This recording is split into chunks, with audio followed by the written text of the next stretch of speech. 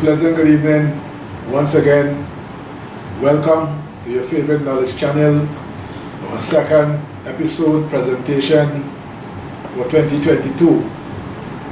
As you know, in the area of cricket, you need to have a solid opening. So moving from the old year's presentation, what you plan to do for 2022, into last week's presentation, Growing Your Talent.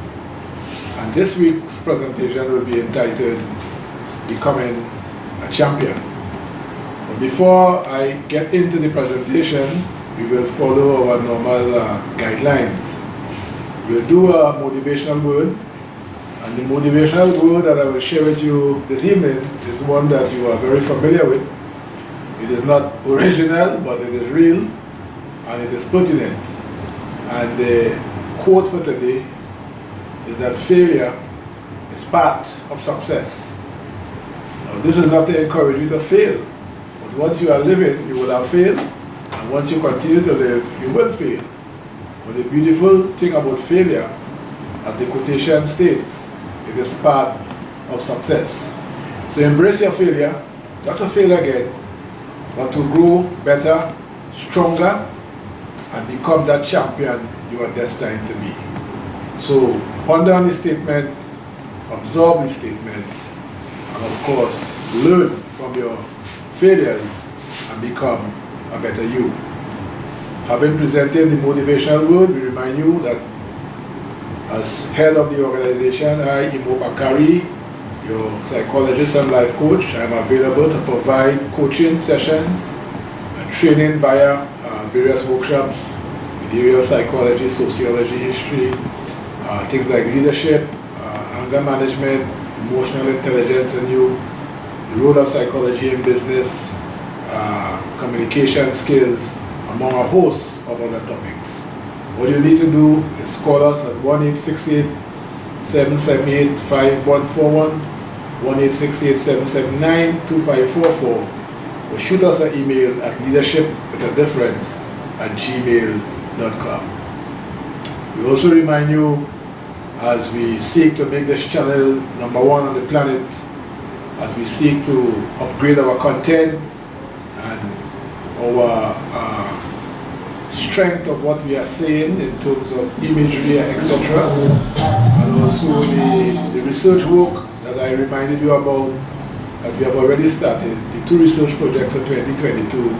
One, looking at the psychological impact on the retrenched petroleum workers and the economic impact. We invite you to join the crusade with us and support us in every way, morally, socially, financially.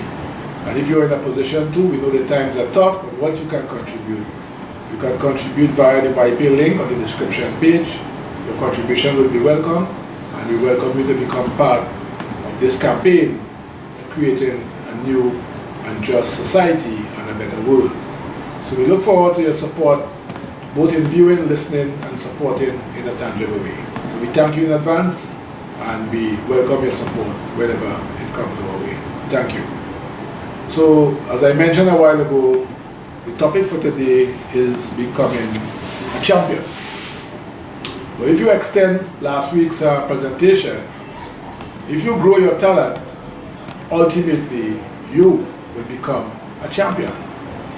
Now, there are many ways in which you can become a champion. You can start off in terms of how you view yourself, all right? Having the right kind of attitude and the right self-esteem, appropriate level of self-esteem. Having a positive view of yourself is very important. But you cannot talk about being in the championship league when your mindset is a poor mindset. When you are filled with doubt and you are overwhelmed by fear. Now, fear is a normal emotion. But if you are overwhelmed by fear, if you feel that you are less than, you'll be starting from a very weak position. So as the cognitive psychologist will suggest, you need to reframe your thinking, right?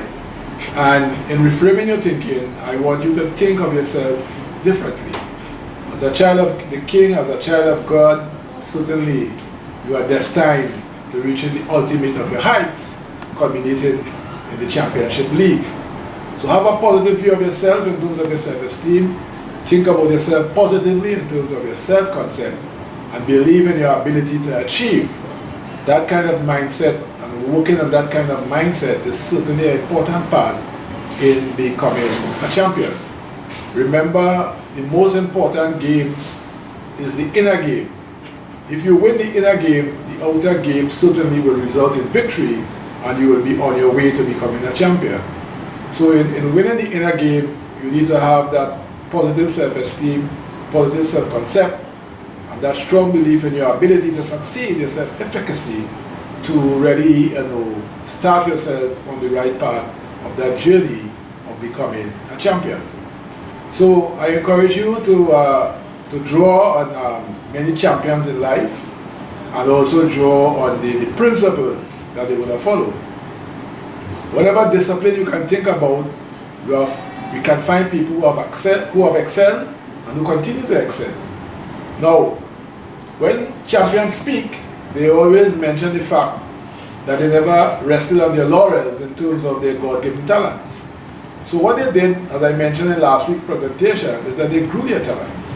And in growing their talents, they became, outstanding champions, because they practice, and practice. Because the research has shown that the more you are familiar with stuff, the more you practice stuff, certainly it ultimately results in expertise over time. So whether it's Michael Jordan, both as a basketball player and now as a successful businessman, they will tell you about the need for discipline, practice, the need for focus, and the need for continuously honing your skills. So whether it was Michael Jordan in the field of basketball, whether it's LeBron James, these guys, are tireless workers. Whether it was the deceased Kobe Bryant, whether it's our own outstanding, the genius Brian Lara, right? Or Sachin Tendulkar from India. Those guys did not rest on their God-given talents, but they really, spent long hours in the nets. Like if they fail in an innings, after a day's play, they would have gone into the nets and carried on for hours practicing, right? Before a game, after a game. Because at the end of the day, it's the only way you can really fine-tune your talents in terms of really becoming the ultimate. So look at the story of Lara, look at the story of Tendulkar, LeBron James, Michael Jordan, all right, Pele, you name them. They all will have a similar story in terms of the attitudes and the attributes, mentally, physically, the killer instinct, always going the extra mile. You cannot think about becoming a champion and you are not prepared to go the extra mile.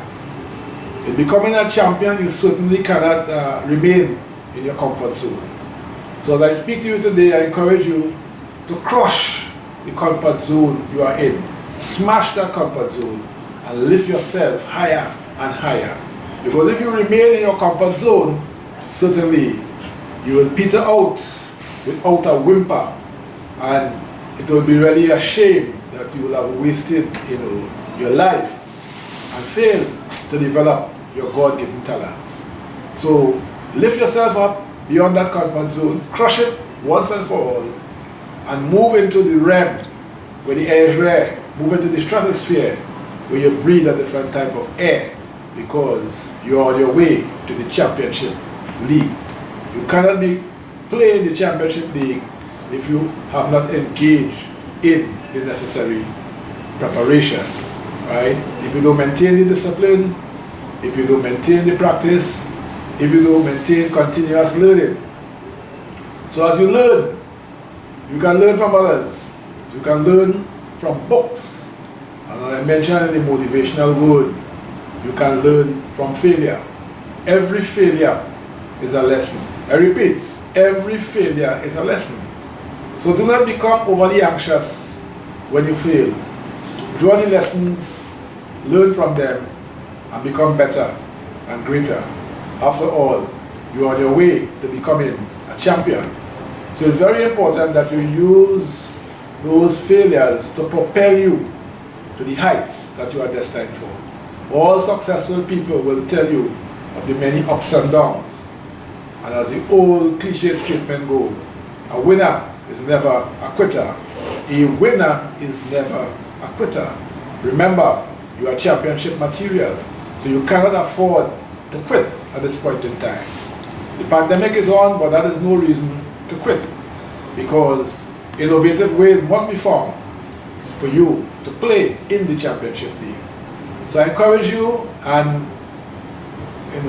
support you in the efforts that you're going to make in terms of moving into the realm of championship, because to really fulfill the foundation laid by the master in terms of the God-given talents, we really need to go through the various processes to result in that outcome that can certainly have you look back and feel totally satisfied that you grew, you help others grow, and you are making a kind of contribution where you will be recorded in history. So if you are to be recorded in history, you need to create your own history, right? And leave that kind of legacy where when you are spoken about, it will be nothing less but a champion. Moving from a lowly position to the championship league because you never quit it. You will determine, you will focus, you develop yourself in every conceivable way. So I also want to encourage you to get a coach, all right?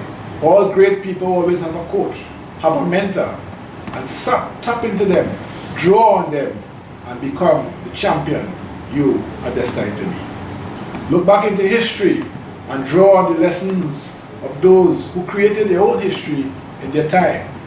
Whether it's Frederick Douglass, ex-slave from the United States of America, self-taught, who rose out of slavery to become part of the legislature in the United States of America, a printer, noted journalist and publisher. What an achievement. So he, notwithstanding the forced situation he was placed into in being enslaved, he never lose sight of what God placed in him, and he was able to rise to those heights. When we look back into history, now history is important. It should be a compulsory subject, as I mentioned in previous presentations. But remember, people who write history, they also write it from the point of view of how they interpret it. And you need to be on guard for that. So the point I'm going to make is that, when we look back into history, and the point I'm going to make here, it's a piece of history that is normally not found in the normal school system here in the Caribbean. And I guess by and large across the world, probably barring some university courses, it may be mentioned. But we have heard that, doctors on graduating, they take the Hippocratic Oath. And Hippocrates is referred to as the father of medicine. And many of you may not be aware that the great Egyptian Immortal, who lived in the 3rd dynasty, 3,000 years before the Christian era, was noted to be the world's first multi-genius. Imhotep was a scribe, a writer, a divine healer, an architect and engineer who was responsible for constructing the steps of Saqqara, noted to be the first stone building in the world, where all the principles of trigonometry, geometry, arithmetic, etc. were in place.